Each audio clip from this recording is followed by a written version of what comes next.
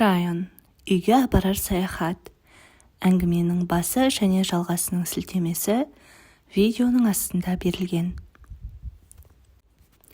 Сапары бұған дейінгідей оңай болмасын ұққан Майкл жүрісін жылдамдатты. Әлі келе жатыр. Келесі үйдің көрінетін түрі жоқ.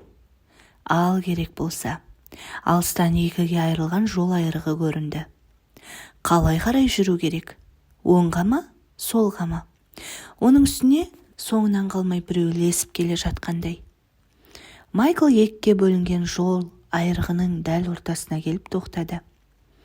Қайсысын таңдасам екен? Сол кезде рюкзагінде карта бары ойына сап ете қалды. Ол жол жиегіндегі шөпке отыра кетіп сөмкесін ақтарды. Фу, не деген жағымсыз иіс. Рюкзагінен шыққан қолаңса иіс өкпені қапты. Не шіріп кетуі мүмкін? Майкл сөмкесін жерге ақтарды. Көгеріп, иістеніп кеткен көк періштенің үйінен алып шыққан тәтті тоқаштар екен. Үйден шыққаны жаңа ғана. Тоқаш құдды бір жыл жатып көгергендей болып кеткен. Мұндай сүт пісірім уақытта етте иістенбес. Қызық. Майкл жалма-жан картаны қолына алды. Қайта тоқаш картаны бүлдірмепті. Жерде жатқан тоқашқа мыңдаған құрт-құмырсқа келіп таласып тармасты. Сырттай қарасаң, тура қаладағы көлік кептелісі сияқты. Жыпырлаған құрт-құмырсқа тоқашты тауысты. Сосын соңғы қиқымға таласып, бір-бірін өлтірді. Билік пен ақшаға таласқан адамдар секілді.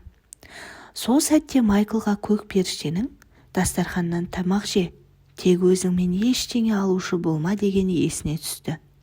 Бұл Майклға мәңгілік сабақ болды. Артындағы ағаш бұтақтары сықыр еткенде Майкл селк етті. «Кім бар?» деді Майкл дауыстап. Жасыл түсті сұлба өзіне қарай шауып келе жатқандай. Майкл заттарын жинап алға қарай жүгірді. Жүгіріп келе жатып картаны ашты.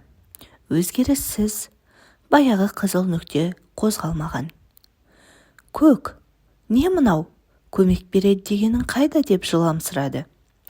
Картаға мұқият қара Майкл, жылдамдат деген көктің даусы естілді. Майкл картаға қарап еді, маңдайына бір тамшы тер тамып кетті. Қызыл нүкте жолдың қиылында тұр және оңға қарай белгі тұр. Рас екен, карта өзгеріпті. Ол оңға қарай жүгірді. Жасыл құбыжықта соңынан қалмай қуып келеді. Биік төбеге көтерілген соң, ентігін басқан Майкл артына көз салды. Жасыл зұлым көрінбеді. Есесіне жарқырап сарғыш үй тұр. Қызғылт сары үйдің алдында періште күтіп тұрды. Бұл құралдар мен сыйлықтар үйі еді. «Амансың ба, Майкл? Келгеніңе қуаныштымыз. Біз сені күттік. Армысыз?» Майкл демін баса алмай, артына қараумен болды. Соңынан құбыжықтың не үшін қуғанын түсіне алмай әлек.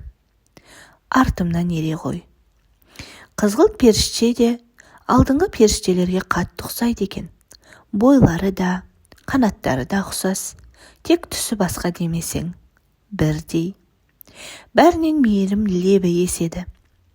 Негізінде біз бір отбасымыз, деді қызғылт. Адамның ойын оқып қоятынын ұмытып кете берем, ай. Кешіріңіз. Қызғылт сары кілт тоқтап, Майклдың бетіне қарап тұрып. Кешіріңіз. Бізді мақтағаныңа кешірім сұрап тұрмысың? Әлде ұлылығымды еске салғаныңа ма?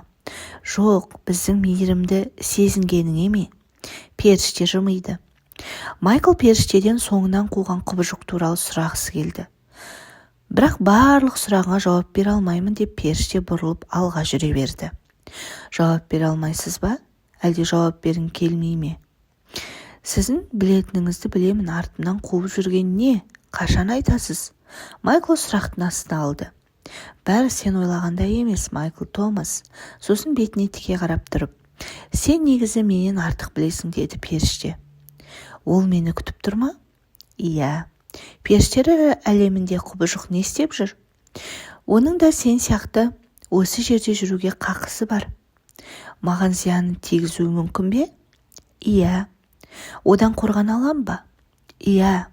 Маған көмектесе аласыз ба? Сол үшін жүрміз ғой, Майкл жанау. Періштенің жауабынан кейін Майкл сәл де болса сабасына түсті. Сабыр сақтайын. Періштелер жауабын білсе, мен де білермін. Жаңа ғана картаны баланың ойыншығы көріп едім, бірақ сол карта өмірімді аман сақтап қалды. Сол сияқты қайыры болар деп ойлады Майкл. Тұрған су иістенер, ағынды өзен таза болар.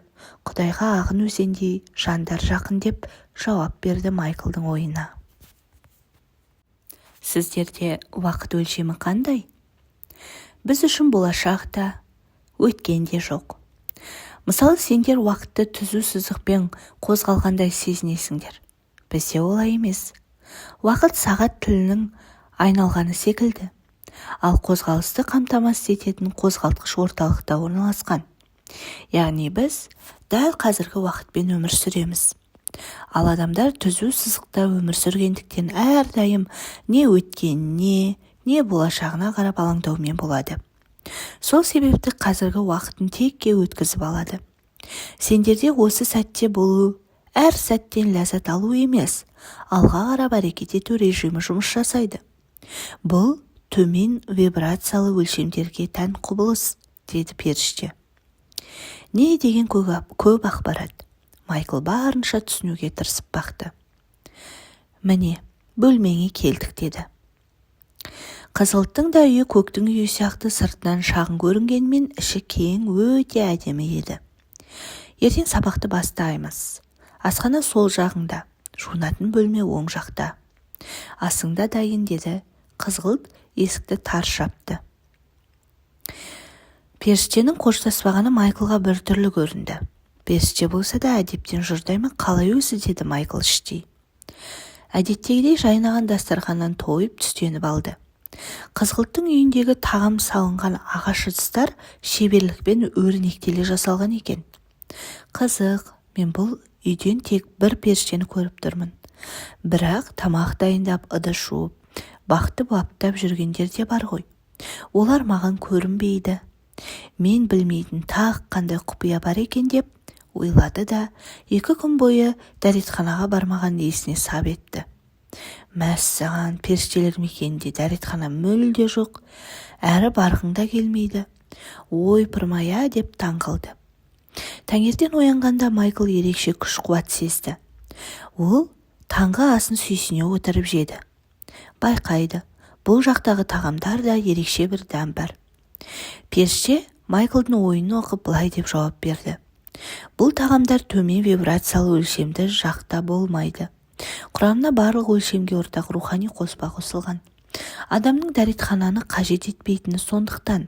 Сондай-ақ, бұл тағамдарда сақтау мерзімі деген болмайды. Яғни ертеңге не ертеңгі күнге сақтауға келмейді. Ас тамақтану алдында даярланады. Егер осы жерден алып кететін болсаңыз, тағам ыдырап жоқ болып кетеді. Оған көзім жеткен, деді Майкл, кешеге естеніп кеткен тоқашты есіне алып. Майкл мен періште қонақ бөлмелерінен шығып, үлкен аренаға келді. Қасиетті сый мен құралдар үйіне қош келдің, ақжүрек Майкл. Кел, жайғас. Бұл үйде бір талай уақыт боласың. Майклдың оқу процесі расында ұзақ, 3 аптаға созылатын болды. Сен вибрация деңгейіңді біртіндеп арттырасың, Майкл Томас. Алдында кездесетін қиындыққа төтеп беруге көмектесетін құралдарды осы үйден аласың. Ниетіңе сай бұл құралдар саған тиесілі. Бұлардың қалай жұмыс істейтінін үйренбейінше келесі үйге жете алмайсың. Діттеген өз үйіңе де бара алмайсың. Майкл, Майкл, үйіне оралу үшін қызғылт үйреткен ілімді барынша санасына тоқуға тырысты. Бұрын білмеген ақпараттарды санаға сіңіру оңайға соқпады. Бірақ Майкл барынша тырысып бақты. Періште адамның жерге бір емес бірнеше келетінін, әр келген сайын сабақ алып тәжірибе жинақтайтынын айтты. Және бұл сабақтар қазіргі ғұмырына әсерін беретінін түсіндірді. Ал керек болса, Үндінің ұзын шашты гуруы осылай десе, Майкл мұндай әңгімені маған айтпай-ақ қой қарағым дер еді. Періште айтып тұрған соң не десін? Жердегі сабақтарды періште карма немесе тәжірибе жинақтау деді. Адам жаңа вибрацияға өту үшін бұрынғы кармалық сабақтан, ескі әдеттен құтылғаны жөн дегенді де айтты. Кармадан құтылу керек дегенде неге екені Майклдың көз алдына ана жолы рюкзагінде естеніп, көз алдында жоқ болып кеткен тоқаш тағы елестеді. Майклдың ойын оққан періште рахаттанып күліп алды. Екеуінің арасында керемет достық пайда болды. Қызғылт амандасып, қоштаспайтыны болмаса, тамаша ұстаз, әрі жолдас. Әр сәт сайын Майкл рухани кемелденіп келе жатқанын сезді. Ал емтихан тапсырған сайын періште Майклдың жердегілердей әдемі сөзі не ақылына емес, жүрегіне үңіліп тұратын. Майклдың бала күнінен ішінде қорқыныштары болды. Неше ғұмырдан келе жатқан бұл фобияларды алып тастау оңай болмады. Алайда Майкл қайсарлықпен бәрін жеңіп шықты. Содан кейін екеуі бір үлкен қораптың жанына келді. Алдымен қорапты періште ашты. Майкл артында тұрғандықтан оның қораптан не алып жатқанын көре алмады. Қанша дегенмен пенде ғой. Қорапта не бары қызық болып барады. Әйтеуір бұрылдау ұстазы. Массаған ұстаздың қолында үлкен күміс түсті қылыш болды. Бұл ақиқат семсері. Ұста деп періште Майкл Томасқа берді. Семсер періштенің қолында үлкен болса, адамның қолында қандай болатынын елестете беріңіз. Семсер өте көлемді әрі ауыр еді. Ғажап. Қылышта жазу болды. Бірақ әріптері түсініксіз. Не де болса есімім жазулы тұрған шығар деп ойлады Майкл. Қане, сермеп көрші. Майкл айтқанын екі етпеді. Расында керемет. Семсер жеп-жеңіл, өзі көтерілгендей болды. Бірақ әрі қарай Майкл қалт-құлт етіп қолындағы дүниесін түсіріп алды. Тоқта, мынау саған көмектеседі. Періште қораптан күміс түсті тағы бір зат алып шықты. Бұл қалқан еді. Рухани азық алуға келдім бе десем, мені жауға дайындап жатқан сияқтысыздар. Бәрі сен көргендей, әрі ойлағандай емес деп жымиды періште. Майкл, бұл қалқанды рухани ілім деп танысаң болады. Ақиқатты білген кезде ол саған үлкен күш береді. Білім бар жерде ешқандай қараңғылық болмайды. Шынайы ақиқат кез келген түнекті жеңеді. Ақиқат, ілім, үлкен жарықты өмірге әкеледі. Шындық пен білім әр қашан бірге жүруі керек. Мыналарды зілдей қылып қалай көтеріп жүремін? Үйреніп кетесің деп күлді періште. Қорапта тағы не бар? Асықпа. Енді үстіңе киер сауыт бар. Майкл мырс етті. Періште Майклдың қалқанын алып үстелге қойды. Сосын сауытты қалай кию керегін үйретті. Ақжүрек Майкл, сені жоғары деңгейге көтеретін қасиетті 3 құрал бар. Ақиқат семсері, білім қалқаны, рухани сауыт. 3 аспапта үлкен күш бар. Ешқашан бөліп жарып, жеке қолданба. Майкл жаудан қорғанатын тәсілдер үйренемін деп ойлады. Өзін тіпті самурай сезінді бір сәтте. Алайда олай болмады. Періште Майклға семсерді төбесіне көтеріп тұру керегін айтты. Майкл айтқанын істеді. Сосын періште: Майкл Томас, айтшы, сен Құдайды жақсы көресің бе деді дауыстап. Иә, мен Құдайды жақсы көремін. Семсер өз-өзінен дірілдей бастады. Сол сәтте ғайыптан жоғарыда жарық пайда болып, Майклдың бойына құйылды. 3 қасиетті құрал Майклмен бірігіп керемет көрініс пайда болып, ол жоғары деңгейге көтерілді. Қызғылт періштенің үйіндегі сабағы да бітті. Майклдың кететін уақыты келді. Екеуі 3 аптадан бері керемет дос болып кетіп еді. Майкл досын қимай жер шұқып ұзақ тұрды. Ештеңе деме, ақжүрек Майкл. Саған бір құпия ашайын. Екеуміздің арамыз ешқашан ажырамайды. Білесің бе неге? Себебі екеуміз бір отбасынанбыз. Әр қашан қасыңда боламын, көресің, деді періште жымиып. Майклдың қолында 2 чемодан және қызғылт кигізген сауыт сайман бар еді. Майкл, мүмкін заттарыңды тастап кетерсің. Солай ыңғайлы ғой, деді періште, арқаланып тұрған Майклға жаны ашып. Жоқ, бұлар жердегі естеліктерім ғой.